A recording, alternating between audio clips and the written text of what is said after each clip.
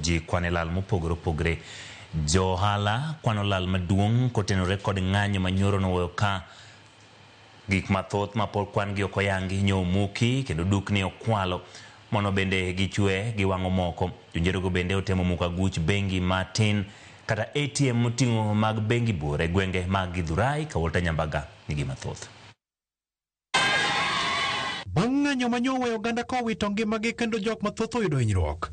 Seche 12 bang'e midhiero mag ng'anyo nyalo yangore lela kendo kit lit mar ng'anyono ok ni mana kod jok man kod adhonde mag bunde kende, to adhonde makoch manyiso pek magikale e lwet joma undu manyoluchore kindi jong'anyo kendo weyo dukni duk sirith bang' kwalo gi pep. E boma madundo mag Githurai, aguch omenda matin mar toko omenda mapiyo piyo mar ATM e bengi mar KCB nyoyudo kastembe manyo onge kod password. Jokuoge manyo temo lodho omenda e yor angenge e ATM kata kamano ATM go nyotek matimata kendo onge pesa manyo giyudo. Mana kanyo ATM mar cooperative bende nyo gitemo kuny rabuon ka gitemo muko chuma molos godo kar kano omenda mag ATM. ATM machielo mabende en mar Absa Bank mabende nyo lap dhogi bubni ne kendo temo muko. Kata kamano chumbe motegno mag Jerman molos godo nyorido dendgi ndi ma jonjorego nyochweyo jony kode. E dir boma maduong' ma Nairobi, dag mwandu kata duka mar Quickmart bende nyo gimonjo kod midenyo mar yombo kod mwandu kama nyo gichake kod olembe kapok giyombo kod mwandu moko. Obila mag ofwamb kich osemono mondo chak timo nonro mar ng'wamo joketho. Alwora mar Koja mabende yudore Globe Cinema dir boma maduong' ma Nairobi, johala kaka magoyo chapa nyo muk masindegi kendo chwo wang' kundegi mag uso kaka yor rucho neno mademin lugo ndachgi. They broke my shop and then after looting, that's when they accessed the other side of my neighbor.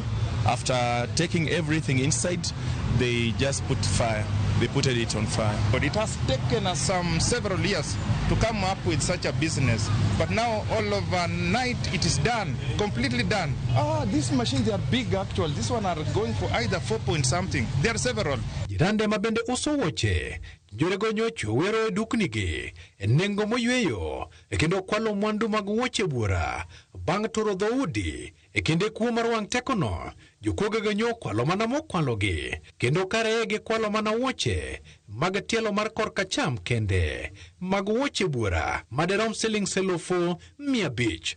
Donya gidonjo gi kae, ka gisedonjo ka to gituomo kiono, then ka gidonjo gi then gimuko kacha, then gikawo pe achiel mar woche gidhi kodo, then gimuko mach e iye kae.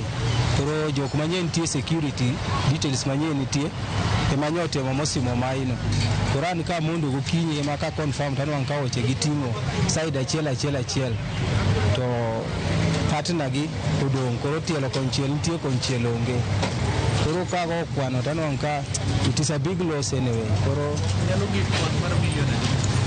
it is around half M. Walivunja ya wakaingia nguo zenye zilikuwa zimefika hapa walitoa wakarusha nje, then zenye zilikuwa zinachomeka nje walirusha ndani kawasha duka ya so tuko tu hivyo.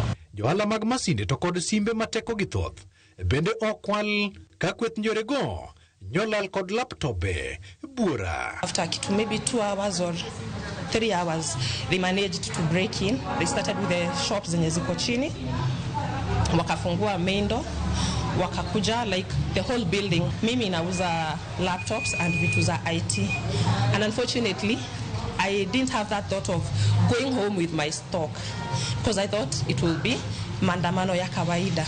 Ekinde mwenji makamago jokuogego manyotiyo kod thuolo mag ng'anyo kendo ketho teko stima kunde manyo gikwele ka gipudho oko wang' dede kata CCTV mademi kao tipo magi. Na inakaa ni genge imeorganiziwa, ni kama ni genge inasimamiwa, kwa sababu hakuna vile watu kama Gen Z watakuwa watu mamilioni kukuja kuvunja maduka na kutoa.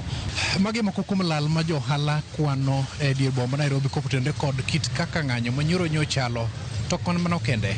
Giluwo ni ohala ok dochako bed machal kendo nikech gisechegendi moko kuom ohala margi olokore mana mirni.